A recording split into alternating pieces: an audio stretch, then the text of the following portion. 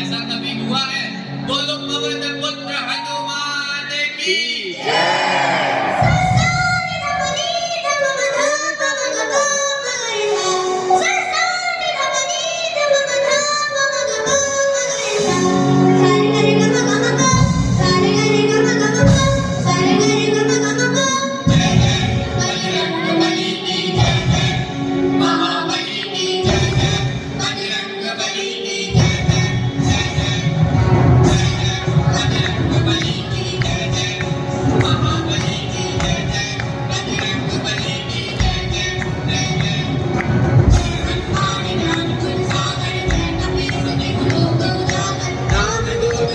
बल धामा अंजनी पुत्र